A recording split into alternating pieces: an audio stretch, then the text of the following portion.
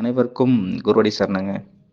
இன்றைய பகுப்பாய்வா, வானின்ற ஒருவன் தனது வையகம் எது என்பதனை காணத் துடிக்கின்றாங்க. வானம் பார்த்த பூமி தனக்கான நீர் என்று வருமோ என்று ஒவ்வொரு நொடியும் கனப்பொழுதில் தனக்குள் மறையப் பெற்றுள்ள விருட்சத்தை அது வெளிப்படுத்த ஒவ்வொரு நிமிடமே தனக்கான நீரை எதிர்நோக்கி காத்துட்டு இருக்குங்க. அது போலதான் உங்களுக்குள்ளேயும் ஒரு பூமி இல்ல வானழிவிய தத்துவத்தை விருட்சமா கொண்டு வர்றதுக்கு உங்களுக்கான பூமியில் ஒரு பொருள் மறைப்பொருளா இங்க மறைக்கப்பட்டிருக்குங்க. அதனை மட்டும் நீங்க நிலைநிறுத்தி பார்த்துட்டீங்கன்னா போதும், உங்களுக்குள்ள வெளிப்படக்கூடிய ஒவ்வொரு விருட்சமும் எப்படி இத்தனை ஆண்டு காலம் எதனால் எதற்குள் மறைக்கப்பட்டதுங்கிற விஷயத்த நீங்களும் உணர ஆரம்பிச்சிடலாங்க.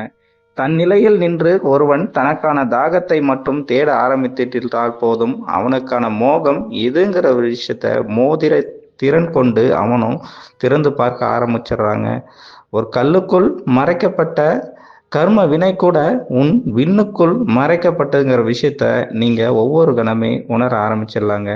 ஆசனவாயில் 1000 கவிதைகளை நானும் மறைத்து வைத்துள்ளேன். அதனை நீ ஒரு கணம் ஆராய்ந்து பார்த்தால் போதும், நீனும் இவ்வுலகிற்கு மிகப்பெரிய ஆராய்ச்சியாளனாவாய் இம்மண்ணில் மறைக்கப்பட்டுள்ள அனைத்து தத்துவத்தையும் பிறர்க்கு ஒரு விருட்சமாய் நீயும் தந்துவிட்டு செல்லலான்ட்டு தான் ஒவ்வொரு காவிய விருட்சத்தையும் உங்களுக்குள்ளே மறைப்பொருளா மறைச்சிட்டு போயிருக்காங்க.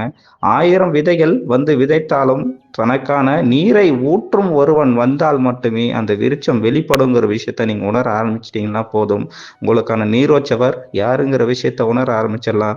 அந்த விருட்சம் வெளிப்படுத்தக்கூடிய காரணமா இருக்க காரண கர்த்தா யாருங்கிற விஷயத்த நீங்க ஒவ்வொரு கடவுமே உணர ஆரம்பிச்சிடலாம. குருவாய் திருவாய் வளர்வான் எவனோ அவனே திருமொழியாய் கண்டு காவியங்கள் பல படைக்க தகுதியானவனாகவும் மாறி நிற்கிறாங்க. அனைவருக்கும் குருவடி சரணங்க.